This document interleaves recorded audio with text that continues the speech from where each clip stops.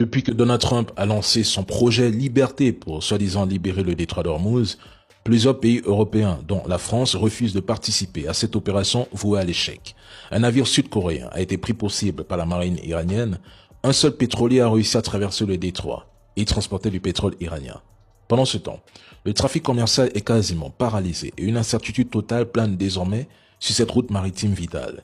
Les données de navigation de l'Indy Submarine Tracker montrent que le passage des navires reste à un niveau extrêmement faible.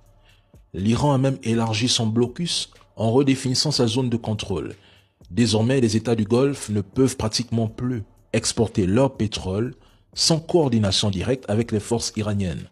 Ce mouvement redessine l'équilibre régional au profit de Téhéran et fragilise la domination de l'axe américano-entité.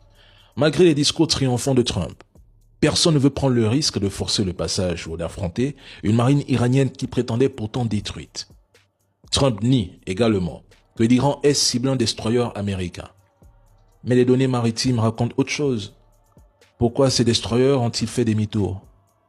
Qu'essayait-il d'éviter? L'Iran affirme avoir surveillé, identifié, puis averti les bâtiments américains présents dans la zone du détroit d'Ormuz avant de tirer des coups de semence dans leur trajectoire. Selon Téhéran, les destroyers américains avaient éteint leur radar dans la mer d'Oman afin de s'approcher discrètement du détroit. Mais dès leur réactivation, ils ont été immédiatement confrontés à un avertissement radio de la marine iranienne.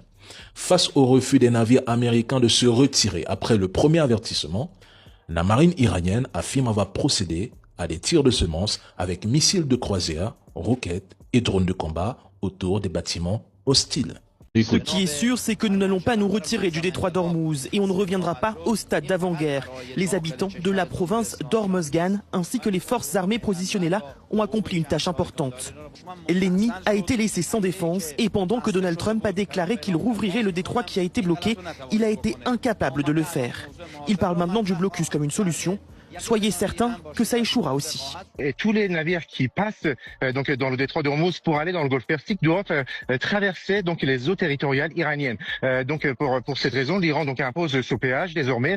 Ensuite donc il est interdit à tous les navires militaires israéliens, mais aussi des navires israéliens commerciaux de passer dans cette région. Il est aussi interdit aux navires américains de traverser le détroit d'Ormuz, tout comme les navires militaires des monarchies arabes du Golfe Persique, tant qu'ils n'auront pas payer des réparations de guerre parce qu'ils sont directement accusés par Téhéran d'avoir participé à la guerre de 40 jours contre l'Iran. Ce sont les points qui sont dans cette nouvelle loi. Et ensuite, il y a donc un péage.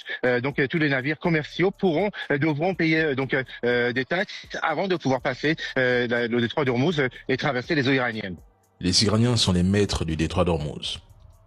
Depuis plus de 60 jours, aucun navire de guerre n'a osé forcer le passage, parce que tous connaissent le prix humain, militaire et économique qu'un tel affrontement provoquerait. Le plus ironique dans cette histoire, c'est qu'avant cette guerre voulue par Trump et son proxy régional, le détroit était totalement libre. Aucun péage, aucune restriction, aucune menace. Le commerce mondial circulait normalement et chacun y trouvait même son intérêt. Puis, est venu ce projet vendu à Washington, faire croire que le gouvernement iranien allait tomber sous la pression d'un soulèvement populaire afin de justifier des frappes de décapitation. Résultat, plus de 60 jours après, ils sont complètement perdus. Donald Trump a fui le débat au Congrès en déclarant soudainement que les hostilités avec l'Iran étaient terminées. Le budget demandé pour poursuivre la guerre n'a jamais été validé.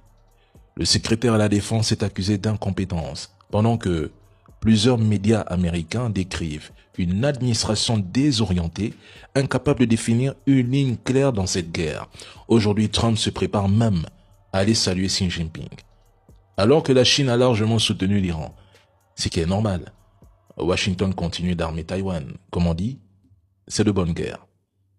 Mais où sont passés tous ceux qui, entre le 28 février et le 10 mars, nous expliquaient avec arrogance que les États-Unis allaient écraser l'Iran en quelques jours parce qu'ils sont soi-disant une puissance nucléaire?